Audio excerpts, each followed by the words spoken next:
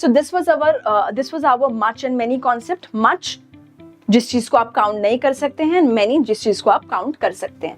Right, great. Next comes this one. बहुत confusion होती है, मैंने बहुत प्रोफेशनल्स को भी देखा है, इवन इंग्लिश टीचर्स भी कंफ्यूज होते हैं कि मैम ऑल्दो एंड दो में क्या डिफरेंस है. So if you dive deep into it, बहुत सिंपल है. हिंदी में इसका क्या मतलब होता है? हिंदी में दोनों का मतलब होता है हालांकि. जैसे हम बोलते हैं ना, हालांकि मैं तो गई थी लेकिन यू नो गेट ही बंद हो गए थे. हालांकि उन्होंने मुझे अच्छा प्रपोजल ऑफर किया बट यू नो मेरे को थोड़ा रिजेक्ट करना पड़ा. हालांकि वहां पे बहुत भीड़ थी लेकिन भगवान के दर्शन मिल गए. Right, so we use this word in Hindi like this. And English में हम यू नो इंग्लिश में देखिए, हिंदी एक ही वर्ड है लेकिन इंग्लिश में ये दो वर्ड्स आ जाते हैं, दो एंड ऑल्दो. अब कैसे यूज करना है? Very very simple. सी, दोनों का मतलब एग्जैक्टली सेम है. जो ऑल्दो होता है वो थोड़े फॉर्मल यू नो कम्युनिकेशन में यूज होता है. सो अगर आप मेरे दोस्त हैं तो मैं शायद ऑल्दो का यूज नहीं करूंगी, मैं शायद दो का यूज करूंगी. मैं बोलूंगी though I was there I couldn't find you. Right, and again so I am now again the question comes कि ऑल्दो लगाऊं यहाँ पे या दो लगाऊं. Although I was there, I couldn't find you बोलूं या फिर though I was there, I couldn't find you. The magic lies here. See, I hope my screen is visible. अब ये बिल्कुल एग्जैक्ट सेंटेंसेस हैं. हालांकि बारिश हो रही थी, हम बाहर गए. ठीक है, वन, हम बाहर गए हालांकि बारिश हो रही थी. ठीक है, एग्जैक्टली सेम सेंटेंस है. द ओनली डिफरेंस बीइंग कि मैंने हालांकि को यहाँ पे प्लेस किया है एंड इसमें यहाँ पे प्लेस किया है. And this is exactly the difference and the usage is. जब भी आप ऑल्दो यूज करेंगे आप उसको हमेशा हमेशा बिगिनिंग ऑफ द सेंटेंस में लगाएंगे, ना कि बीच में. अब इसको अगर हमें इंग्लिश में लिखना है, so I will say that although it was raining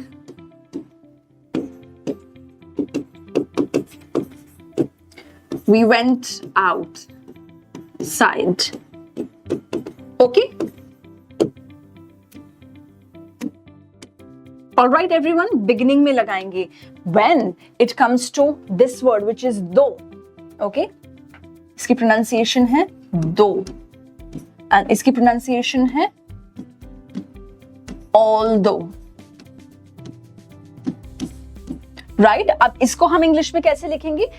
दो का जो यूसेज होता है वो बीच में होता है, you know, in English sentences and even in Hindi as well. For example, we went outside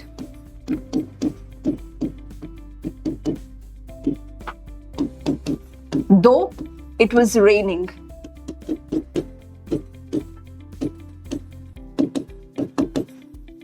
also I hope you can see कि कैसे थोड़ा टोन ऑफ द सेंटेंस भी चेंज हो गई है. कैसे? देखिए, इसमें पहले मैंने इस वाले सेंटेंस में पहले मैंने बताया कि यू नो बारिश हो रही थी लेकिन फिर भी हम बाहर गए.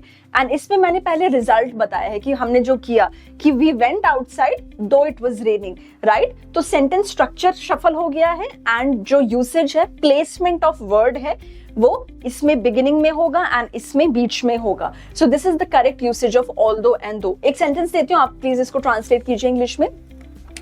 द सेंटेंस इज, जैसे मैंने भी बोला था, हालांकि वहां बहुत भीड़ थी लेकिन फिर भी हमें दर्शन मिल गए. लेट्स टेक महाकुंभ's रेफरेंस इन दिस. हालांकि बहुत भीड़ थी, हालांकि वहां बहुत भीड़ थी पर फिर भी हमें दर्शन मिल गए. एंड फोकस की मैंने हालांकि कहां पे लगाया हुआ है. राइट, एंड अब आप बताइए, हालांकि वहां बहुत भीड़ थी पर फिर भी हमें दर्शन मिल गए. लेट्स ट्राई, लेट्स सी कौन आंसर करता है करेक्टली. दो सेंटेंसेस हैं.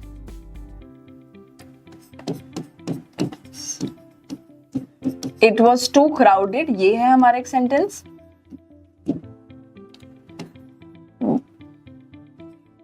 Alright, yes. So दो sentences है इसमें everyone. It was too crowded. We got the divine blessing बोल सकते हैं, या फिर आप बोल सकते हैं I could attend I think this is better word. So ये दो सेंटेंसेस है. अब मेरा सेंटेंस शुरू हुआ था हालांकि से, राइट, जिसका मतलब है कि हम ऑल्दो लगाएंगे. So although you know it was too crowded. And हमेशा ये याद रखिए, ये बहुत कॉमन मिस्टेक है कि ऑल्दो दो के साथ हम बट या कुछ और नहीं लगाते हैं. हिंदी में हम लेकिन बोल रहे हैं, लेकिन वो इंग्लिश में बट नहीं आएगा. सो और कुछ भी कोई भी और वर्ड नहीं आएगा. जैसे कि मैंने यहाँ पे ऑल्दो लिखा हुआ है, लेकिन मैं यहाँ पे बट नहीं लगाऊंगी. Although it was raining, but we went out. We went outside, you know, we went outside though it was raining. ये ओके है, बट यहाँ वाले केस में मोस्टली हो जाता है कि हम बट लगा देते हैं, जो ग्रामेटिकली इनकरेक्ट होता है. अब इसको हम कैसे बनाएंगे? Although it was, you know, too crowded, comma, we still managed to, take the divine blessing or maybe attend the divine blessing, etc. Right? I hope you're able to understand. तो बस ये याद रखिए, दोनों का हिंदी मतलब होता है हालांकि. And the trick boils down to the placement of these words. Although शुरू में, एंड कोई भी एक्स्ट्रा वर्ड नहीं आएगा. Although although I was here but I punched in late. But गलत है, बट नहीं आएगा. Although I was here I punched in late. Right? चलिए, क्योंकि ऑल्दो पहले बता दे रहा है ना, वो कट कर देता है. चलिए, अब आपको क्या करना है, आपको ये जो सेंटेंसेस हैं इनको ऑल्दो एंड दो में यूज करके बताना है. ठीक है? Be careful of these once. He was tired but he kept working. अब आप थोड़ी एडवांस्ड इंग्लिश बनाइए ऑल्दो या दो करके. He was tired but he kept working. आप कुछ भी यूज कर सकते हैं. आप ऑल्दो भी यूज कर सकते हैं, दो भी यूज कर सकते हैं, बट जस्ट इंश्योर कि आप वो करेक्टली यूज करें. तो दोनों यूज करते हैं. चलिए इसमें, he was tired but he kept working. वो थका हुआ था लेकिन तब भी उसने अपना काम चालू रखा, काम करता रहा. तो पहले although एक बार यूज करते हैं.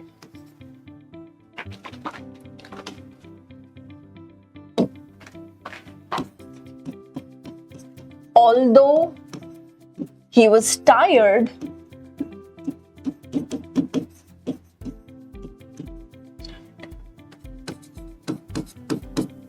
he kept working. राइट? अब अगर इसी सेंटेंस को मेरे को दो करके यूज करना हो तो मैं क्या करूंगी? मैं लिखूंगी एंड दो वाले में क्या होता है? दो वाले में पहले मैं बताऊंगी कि वो उसने सेंटेंस शफल हो जाएगा. ये वाला पार्ट पहले आएगा. ही केप्ट वर्किंग दो ही वाज टायर्ड. राइट? मजेदार है everyone. You just need practice. It's very interesting. मजा भी आता है करने में. चलिए next. She didn't study much yet she passed the exam. चलो मैं आपको बताती हूँ, आपको ऑल्दो यूज करने हैं या फिर दो. इसमें चलिए दो यूज करते हैं. ठीक है? She didn't study much yet she passed the exam. इसमें आप दो यूज करके इस सेंटेंस को रीराइट कीजिए, है ना? एक बार देखेंगे कि हम कर पा रहे हैं या नहीं कर पा रहे हैं. दो यूज कीजिए इस वाले में. ठीक है? चलिए थर्ड ट्राई करते हैं एक बार. The cake. अब इसमें हम ऑल्दो ट्राई करते हैं. ठीक है एवरीवन? थर्ड वाले में the cake looked amazing but it didn't taste good. अब बट जो है इन दोनों सेंटेंसेस को कनेक्ट कर रहा है. राइट? तो बट तो हम काट देंगे. अब बताइए, अब हमें ऑल्दो यूज करके इस सेंटेंस को मीनिंगफुल बनाना है. The cake looked amazing but it didn't taste good. Alright, next है, हम दो के साथ ट्राई करेंगे इसको. Let's try to incorporate this word which is though. And आप बनाइए क्या सेंटेंस बनेगा. दे अराइव्ड लेट, बट तो कट जाएगा क्योंकि कनेक्टिव है. हम एक ही कनेक्टिव यूज करेंगे, या तो ऑल्दो या दो. तो इसमें हमें दो यूज करना है. तो आप बताइए एवरीवन कि क्या होगा. They arrived late but they didn't miss the show. Although हमें शुरू में लगाना है. ठीक है? एंड दो हमें बीच में लगाना है. सेंटेंस के बीच में लगाना है. ठीक है? ऑल्दो का सिंपल रूल है, सेंटेंस को एज इट इज रखो और उसको बस स्टार्टिंग में लगाओ और सेंटेंस को एज इट इज रखो. जब दो होगा तब सेंटेंस शफल हो जाएगा. पहला पार्ट लास्ट में आएगा और लास्ट वाला पार्ट पहले आएगा. ओके, लास्ट ट्राई करते हैं. जो भी आपकी मर्जी है, लास्ट वाले में आप वो लगाइए, ऑल्दो या फिर though. Let me check your understanding. जो भी लगाना चाहते हैं. He tried hard yet he didn't succeed. Great everyone, right? So I hope now we are at least halfway clear with how to use though and although. दो को आप sentence के beginning में लगाइए and sentence as it is रखिए. Although को आप sentence के बिगिनिंग में लगाइए and sentence as it is रखिए एंड दो को सेंटेंस के बीच में लगाइए. All right, excellent.